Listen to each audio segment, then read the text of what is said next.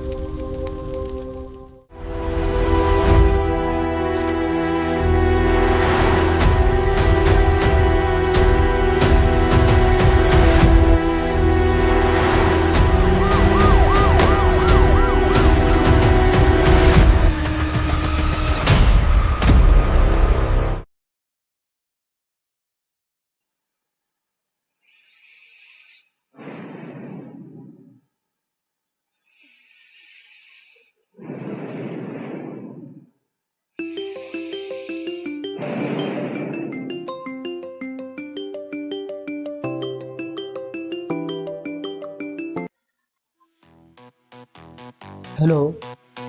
हां, जय हिंद साहेब. मी हवालदार नामदेव बोलतो साहेब. बोला नामदेव. साहेब, एक नवीन केस आली साहेब. घाटामध्ये रिक्षा कोसळून एक जण ठार झाला साहेब. तुम्ही तातडीने या साहेब. ओके.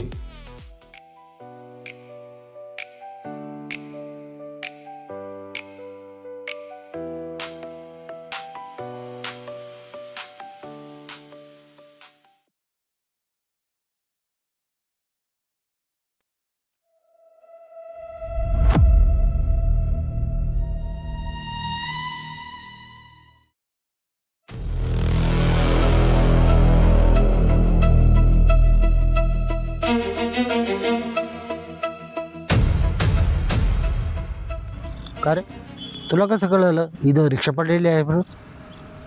सकाळी मला एकदम जोरात आवाज आला. मी सकाळी इथं आलो ना, तेव्हा मला जळालेली रिक्षा दिसली. असं का?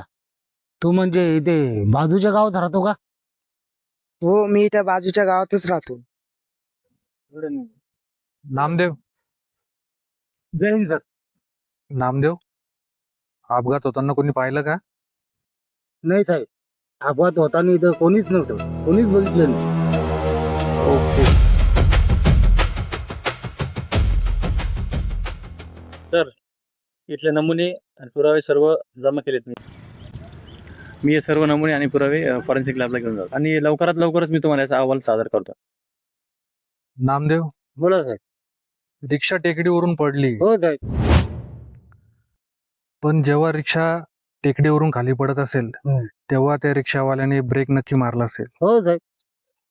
पण तिथे ब्रेक मारलेल्या टायराच्या खुणा मला बिलकुल दिसल्या नाही. हो साहेब, मी बी बघितलं. मला काही तसं काही आढळलं नाही. नामदेव, यावरून मला काहीतरी डाऊट येतोय. कदाचित हा अपघात असेल किंवा नसेल, याचा शोध आपल्याला घ्यावा लागेल. हो साहेब, आता इतकी वर्षाची नोकरी, दौडता येणारच ना. मृताची काही ओळख पटली का आपल्याला? नाही साहेब, मृताचा पूर्णपणे चेहरा जळलेला आहे. ओळख पटवणं फार कठीण आहे. नामदेव, हो साहेब. रिक्षाचा नंबर तुम्ही आरटीओ ला पाठवला होता का? हो साहेब, पाठवलं.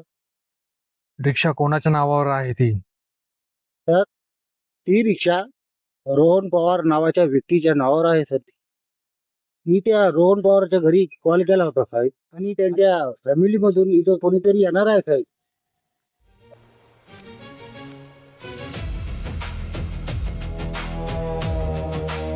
साहेब, त्यांच्या घरचे माणसं दिसले. हो, त्यांच्या घरून कोणीतरी लेडीज आली वाटतं. साहेब, मला पोलीस स्टेशनवरून कॉल आला होता. मला इथे बोलावलं होतं. मी रोहन पवारची पत्नी आहे. मृतदेहाचा चेहरा पूर्ण जळालेला आहे, त्यामुळे आम्हाला पूर्णपणे ओळख पटत नाहीये. पण मृतदेहाजवळ आम्हाला ही अंगठी आणि ही साखळी सापडली.